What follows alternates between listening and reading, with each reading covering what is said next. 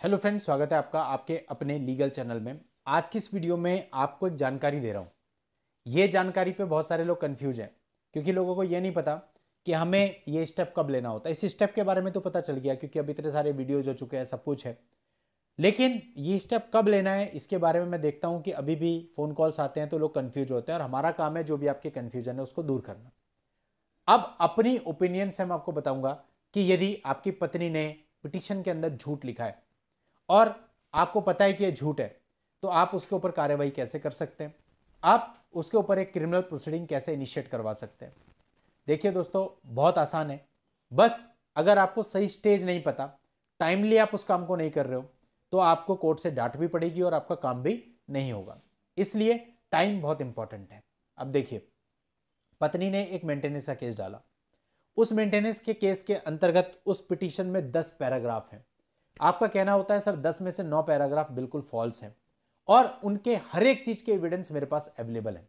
अब मैं क्या करूं? अब मैं इसके ऊपर क्या 340 सीआरपीसी लगा दूं? नहीं, बिल्कुल भी नहीं। क्यों? क्योंकि दोस्तों, वो पिटीशन में जो कुछ भी उसने लिखा है वो सच है या झूठ है, उसका डिसीजन आफ्टर ट्रायल हो सकता है, स्टार्टिंग में नहीं। अभी तक तो आपको पता है कि झूठ है, कोर्ट कैसे मान लेगा झूठ है। और रही बात एविडेंस की, तो एविडेंस तो आप अपने एविडेंस स्टेज पे फाइल करोगे ना, लेकिन एंट्री मेंटेनेंस तो उससे पहले लग जाएगा। तो यानी आप एविडेंस के बेस पे भी अभी इनिशियली ही उसके केस को खारिज या उसके ऊपर 340 सीआरपीसी नहीं लगा सकते। अगर आप इस बेस पे 340 सीआरपीसी लगा रहे हैं कि उसने पिटीशन में झूठ बोला है, तो मुझे नहीं लगता कि बहुत ज़्यादा सक्सेसफुल आपका रहेगा। और प्रैक्टिकली होता भी यही है, आपकी 340 सीआरपीसी रिजेक्ट हो जाती है। इवन लोग 340 सीआरपीसी के रिजेक्शन को लेकर के हाईकोर्ट तक चले जाते हैं। देखिए, 340 सीआरपीसी आपको कब फाइल करनी है? आपके पास पिटीशन की कॉपी आ गई, वेट करिए, वो अपना इनकम एफिडेविट देगी। अब अगर वो इनकम एफिडेविट में कोई झूठ बोला है, उसने बोला है कि मैं ग्रेजुएट हूं, लेकिन एक्चुअल में पोस्ट ग्रेजुएट है, पोस्ट ग्रेजुएट के डॉक्यूमेंट आपके पास अवेलेबल है। उसने वहां बोला है कि मैं आईटीआर नहीं भरती हूं और आपके पास उसकी आईटीआर रिटर्न अवेलेबल है। उसने बोला है कि मेरा कोई बैंक अकाउंट नहीं है, आपके पास उसकी बैंक अकाउंट डिटेल्स हैं। या उसने बोला है मैं जॉब नहीं करती हूं और आपके पास उसकी जॉब डिटेल्स हैं, उसकी सैलरी स्लिप है, उसका प्रपोजल लेटर है, ऑफर लेटर है। तो दोस्तों, ये सारे कंक्रीट पॉइंट्स हैं 340 सीआरपीसी के लिए। यानी अब आप इनके बेस पे 340 सीआरपीसी इंट्री मेंटेनेंस से पहले लगा सकते हैं और कोर्ट को ये कह सकते हैं साहब पहले ये डिसाइड किया जाए, क्योंकि इसने टोटल गलत इनकम एफिडेविट अपना सबमिट किया है। यदि गलत इनकम एफिडेविट के बेस पे इंट्री मेंटेनेंस लगता है तो डेफिनेटली वो भी गलत होगा और ये पूरे तरीके से नैसर्गिक न्याय के सिद्धांतों के विपरीत होगा। तो दोनों की कम से कम इंट्री मेंटेनेंस के टाइम पे सही फाइनेंशियल स्थिति, सही फाइनेंशियल स्टेटस कोर्ट के सामने आना जरूरी है, ताकि इंट्री मेंटेनेंस का जो क्वांटम है वो सही लग सके। उसको उस पर ऑब्जेक्शन देना पड़ेगा। देखिए, बहुत हद तक आपके ऊपर भी होता है कि आप कितनी स्ट्रांगली अपनी बात को कोर्ट में रखते हैं। कई बार होता है कि जज साहब किसी बात को मान नहीं रहे होते, बट जब आप उस पर आर्ग्यू करते हैं तो वो उसको मानते हैं। तो दोस्तों, मनवाना पड़ता है, अपने आप तो कुछ भी नहीं होगा, ठीक है, आपको करवाना पड़ेगा। अब मेरा एक मामला था, उसमें मैं डीवी का केस मदर इन लॉ की तरफ से एडमिट करवा रहा था और सामने वाले जो जज साहब थे उन्होंने क्लियर मना कर दिया, बोले तो होगा ही नहीं।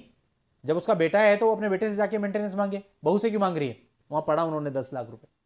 फिर मैंने जब उन्हें स्ट्रांगली समझाया, मैंने कहा सर सबसे पहली बात तो यह है कि डीवी एक्ट क्लियर है कि कोई भी महिला दर्ज कर सकती है। दूसरी बात, हमने इसमें मेंटेनेंस मांगा ही नहीं। जो फिगर आप देख रहे हैं वो कंपनसेशन है और कंपनसेशन हर उस महिला को मिल सकता है जिसके साथ डोमेस्टिक वायलेंस हुआ है।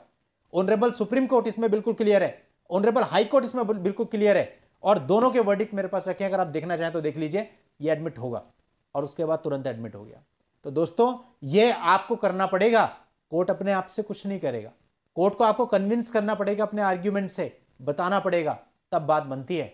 अदरवाइज तो कोर्ट कह देगा 340 सीआरपीसी को बाद में सुनेंगे, फायदा क्या है? फिर तो ऑलरेडी इंट्री मेंटेनेंस बन ही गया, उतना बर्डन आपके ऊपर पड़ ही गया।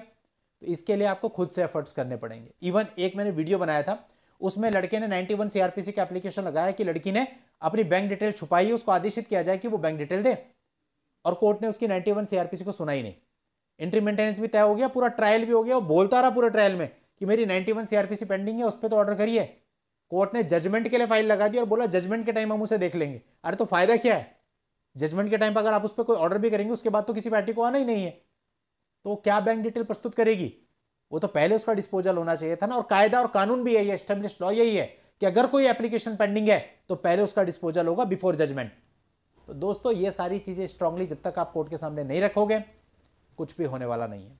और 340 सीआरपीसी परजरी का जो सही समय है वो एफिडेविट के बाद और इंटरिम से पहले, यानी रजनीश नेहा का एफिडेविट सबमिट हो जाए, इंटरिम आर्ग्यूमेंट से पहले आपको उसको प्रेजेंट करना है और उस पर डिसीजन करवाना है, उसके बाद आपको इंटरिम मेंटेनेंस पे जाना है।